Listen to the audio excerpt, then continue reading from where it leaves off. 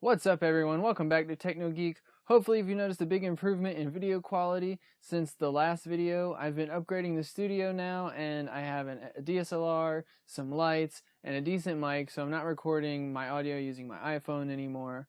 But unfortunately this is going to be just a short segment filmed on the DSLR because I'm going to turn around here and use my webcam while I go through OBS to show you guys what I'm going to do.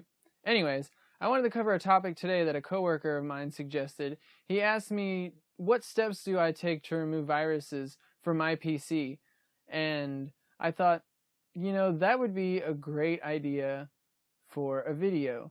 So today I'm going to walk you through the steps that I take to get rid of viruses, as well as what I do to make sure they're not going to come back or haunt me while I'm on the dark side of the internet. Don't judge me. You do it too, or else you wouldn't be watching this video right now. Anyways, let me go ahead and switch over to OBS and we'll go ahead and get started.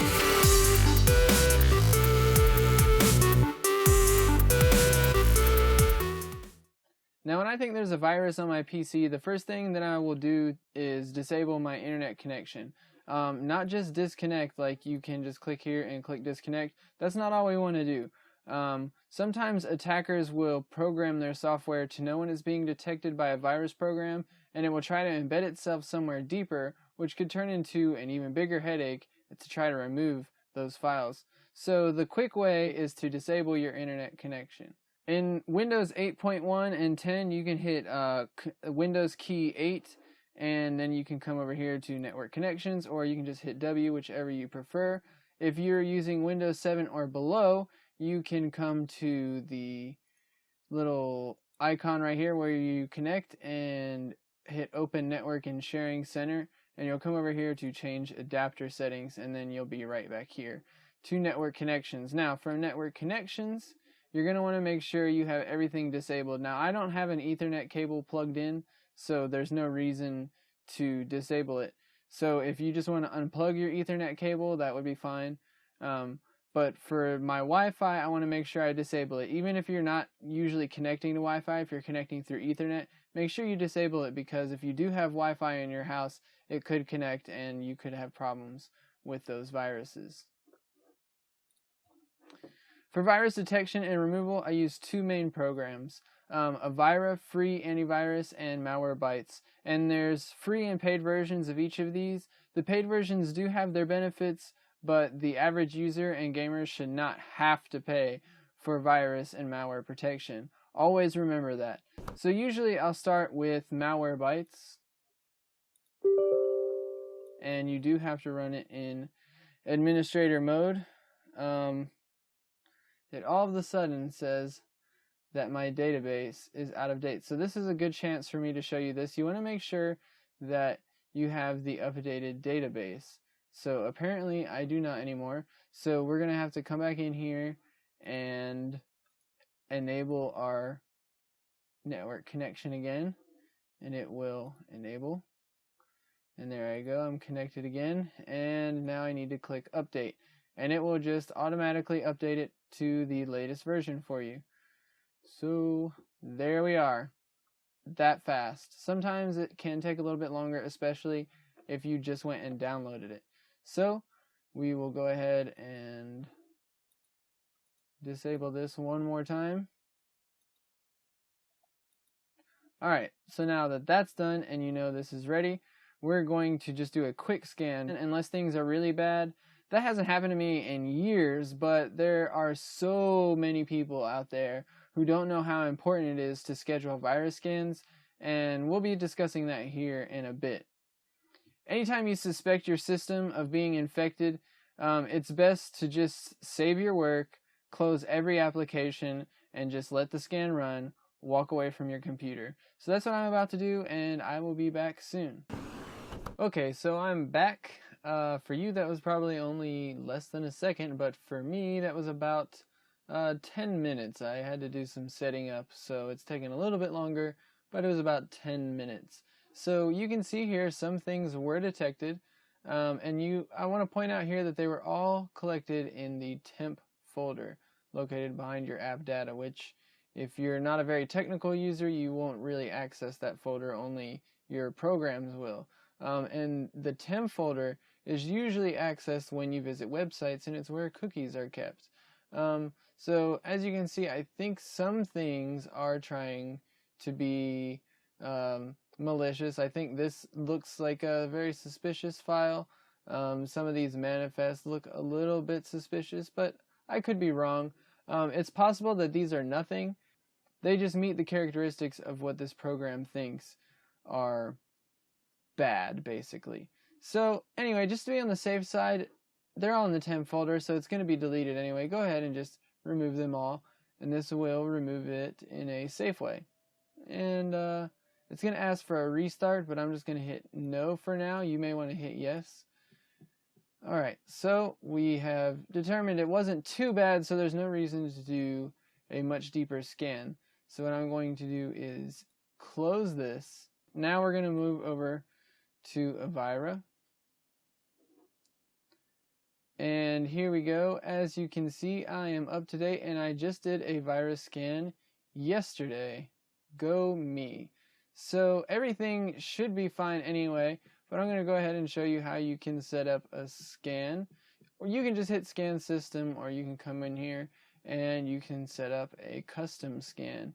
You can even somewhere, this is a very intuitive program, so you can even change what things you don't want. So maybe if something that you have installed is being detected over and over and over again, but you know it's not malware and you know it's not a virus, it's maybe something that you coded and it's just coming up as a virus, then you might want to just go ahead and tell it to ignore that. Anyway, I'm just going to leave everything the way it is and hit scan system. Again, you have to run as administrator, and I love this little name here, Luke Filewalker. That's what this is. Anyways, we're going to do the same thing as before. We are going to, if you have any applications open, make sure you save and close them and let this be the only thing running. Again, that's just so it won't bog down your CPU depending on the type of computer you have. Anyway, like I said, I'm going to close everything out and I'm going to walk away, and I will be back when this is done. Okay, so that took a really long time. As you can see, it is the next day. But anyways, here we are. So if you don't have a lot of time to dedicate to this, you may not want to do that right away. Or if you only have one PC and you're using it for everything in your house, then you may want to do this sometime when you're going to be sleeping. Because I'm not sure exactly how long this took, but I can tell you it definitely took more than an hour or two. So just be ready for that. So anyway, what it's going to do is it's going to detect stuff that it found before. So I'm just going to go ahead and let it move it to the quarantine, hit apply now, and it will finish, and it will show us a quick report right here. And I will close this out, and you can just hit end. Now I'm going to show you what I consider to be one of the most important things, and it's to set up a schedule. So you can see in Avira you have scheduler here. And as you can see, I have different ones set up to scan. This one scans weekly on Sunday at 2:25. So I'm going to show you how to set up one just like this right here. So what you'll do is you'll just name this. I'm going to name it new scan, but you can name it to whatever you want. And you're just going to have scans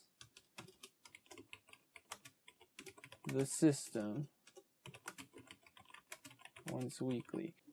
Okay, so you're going to do what you want here. You can have an update job or a scan job. We're just gonna set up a scan job. It should update automatically on startup every time. So you can do scan local drives, local hard disks, scan removable drives, or a full scan, or set a custom scan. For what I like to do is I'm not going to be using the computer when I set the scan, so I go ahead and do a full scan so it'll run and do everything. And you can set your interval right here. I like to do mine weekly, and I do it on Sundays at 2 a.m. because I'm not going to be using the computer at that time. I'll actually do it at 2:30 because I definitely will not be using the computer at that time. So then I'll click this repeat job if time has expired. So basically, if you happen to have the computer shut down and you start up and this realizes, hey, I've missed this deadline, then it'll go ahead and it'll run the virus scan real quick. So I always like to do mine maximized so that way I can see when it starts. And then I do shut down computer if job is done.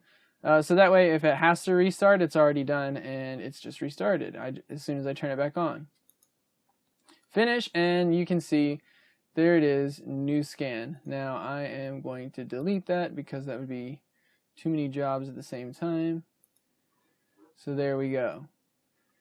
So there you have it. It's just a quick basic rundown of what I do if you think you might have a virus. Now if you try these steps and still nothing is working, then you may have a bigger problem and you may need to take some more drastic measures. I'll make sure that I make a video about that as well, so stick around for that. Thanks so much everybody for watching, and I'll see everybody next